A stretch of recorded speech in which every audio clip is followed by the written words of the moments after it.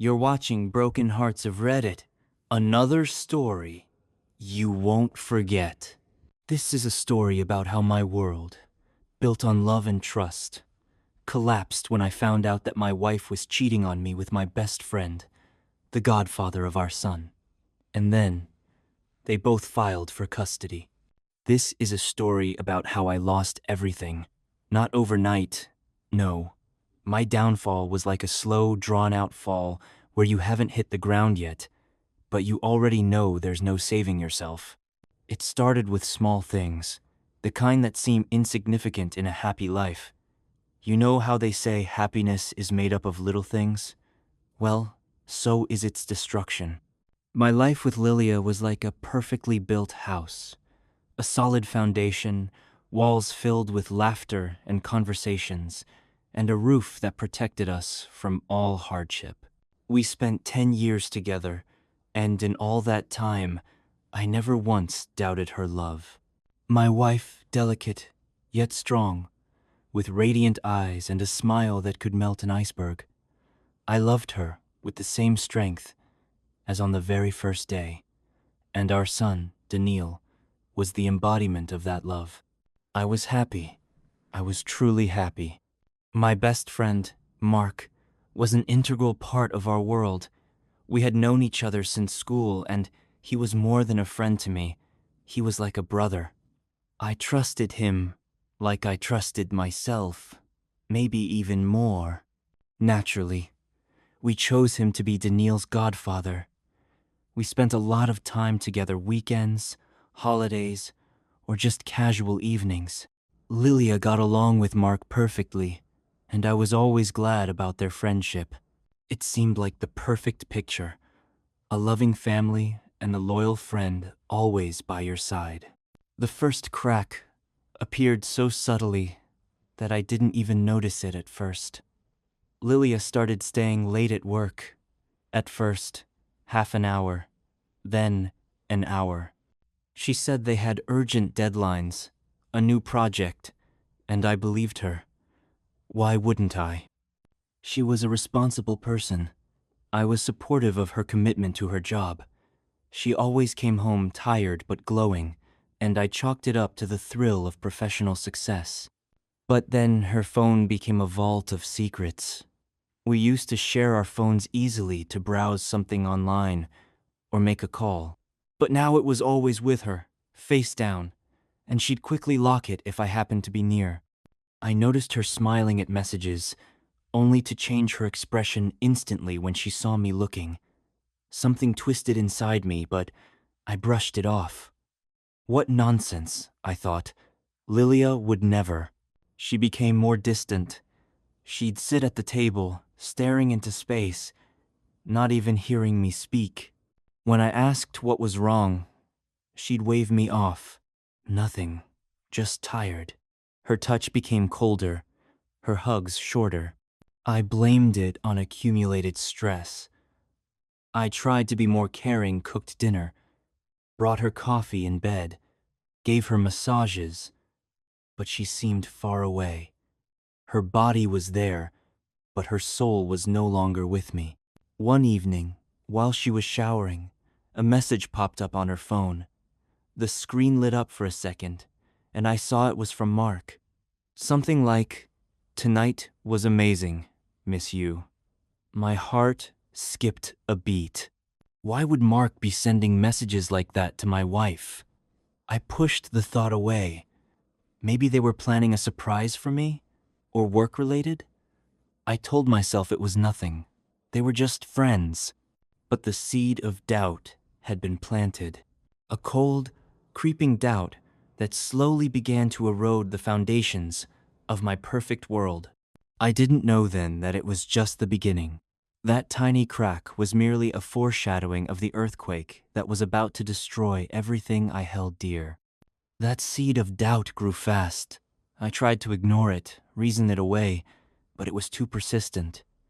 It whispered in my ear, forcing me to notice details I'd previously overlooked.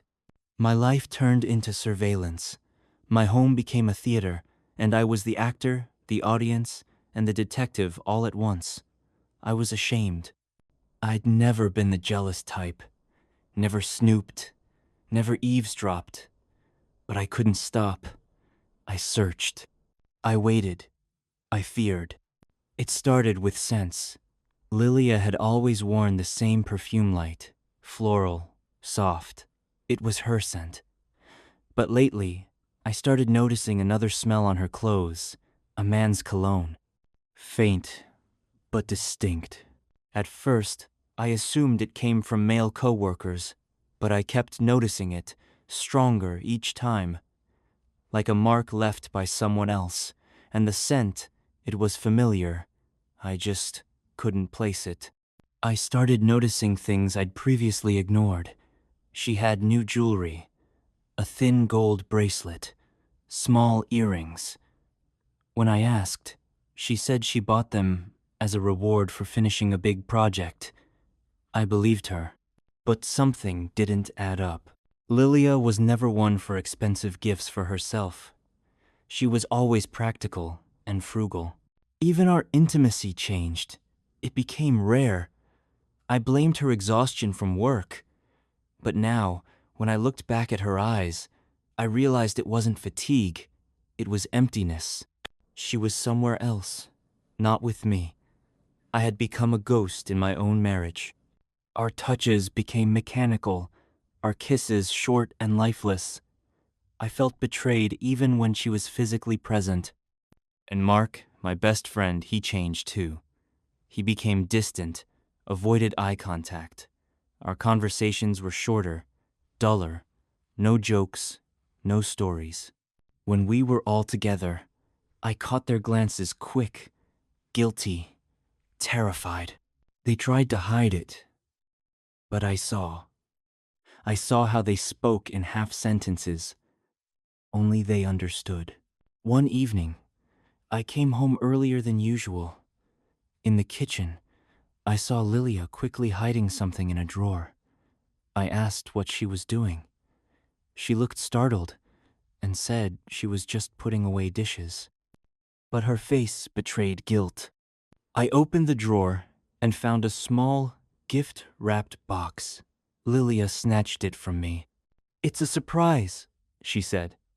"You love surprises, don't you?" Her voice trembled. I felt she was lying. When she went to the bathroom, I opened the box. Inside was a fancy pen I'd long wanted, but could never afford. And a note. "Happy anniversary, my love. Lilia." My heart sank. Something was wrong. Our anniversary was a week away, and I remember just last week, Mark had bragged about buying that same pen for himself. Coincidence? Maybe. But my doubt was no longer a worm. It was a serpent, coiling tightly around my heart. I couldn't live like this anymore. I had to know the truth, whatever it was. The next day, I stayed home, pretending I was sick. Lilia left for work with her usual rushed indifference. She didn't even sound worried. That stung.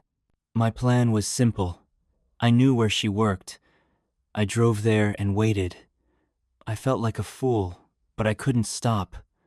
After 2 hours, I began doubting myself. Maybe I'm crazy. Maybe I imagined it all. But then, I saw her. She came out of the building glowing with happiness, smiling in a way I hadn't seen in years. She was with someone, and it was Mark. They were walking together, holding hands, laughing, talking. Their closeness left no doubt they weren't just friends. The way they looked at each other, that was love. My world collapsed. I felt the air leave my lungs. I sat there, frozen, watching them, those two traitors, and I felt nothing, just emptiness.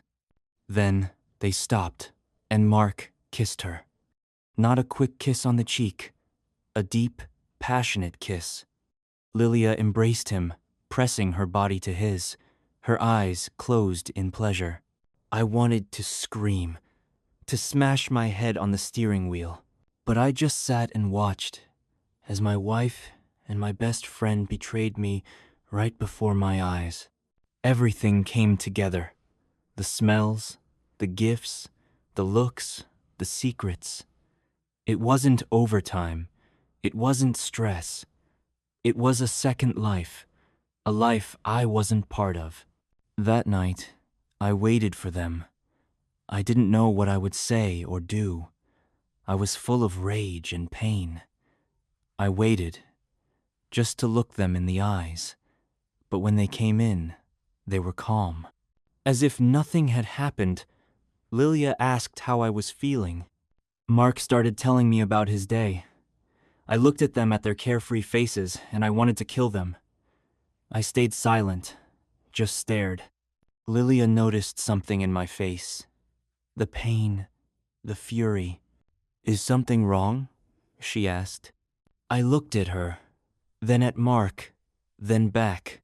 "Today," I said, "I saw you." Her face went pale. Mark looked away. That was all I needed. Silence. Deafening silence. Louder than any scream.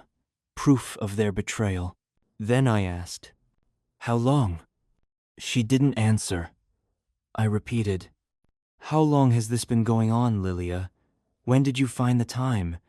And you, Mark, my friend, my son's godfather, you lied to my face." Mark finally spoke, his voice shaky. "We didn't mean to." "Didn't mean to?" I laughed bitterly. "But you did it anyway. You thought I was a fool.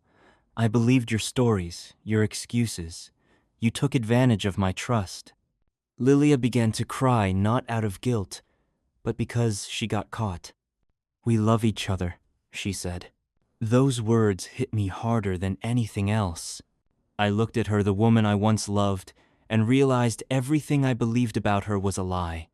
Everything we built was a fragile house of cards they tore down without a second thought. "You love each other," I laughed again. "What about me? What about our son? Did you think about him when you were sneaking around?" They stayed silent, and that silence condemned them more than any words could. I left the room. I didn't want to hear apologies or fake regrets. I drove aimlessly through the night. My thoughts were broken glass, impossible to piece together. I remembered fishing with Mark, sharing secrets, him holding my newborn son, and Lilia laughing beside him. All of it a lie. The next day, when I returned, they were gone. Lilia had packed up and left. She left a short note. "I'm sorry. We can't live like this anymore. We're filing for divorce." And at the bottom, a line that stabbed me straight in the heart. "We're going to fight for custody of Daniel. He deserves a family where there's real love." Signed, Lilia and Mark. He deserves a family where there's real love. Those words burned. The hatred boiled inside me again, not hot, but cold and focused. They didn't just betray me, they wanted to take my son. My only true love. Claiming they knew what real love was. Their love built on lies, betrayal, and humiliation. But I wasn't going to give up. I pulled myself together. No more tears. No more self-pity. I had to fight. I had to become the father Daniel needed. I called a lawyer. He listened. I saw sympathy in his eyes. He warned me it wouldn't be easy. They'd try to paint me as unstable, as an unfit father. But I was ready. I was prepared to fight for every lie they told. Every night I waited. Every betrayal. The trial was brutal. Lilia and Mark sat across from me like I was the villain. Their lawyer called me emotionally unstable. Mark sat holding Lilia's hand, the godfather of my child. They tried to justify their betrayal as something good. At times, I doubted myself, wondered if I'd lost my mind. But then I looked at them. No remorse, just cold resolve.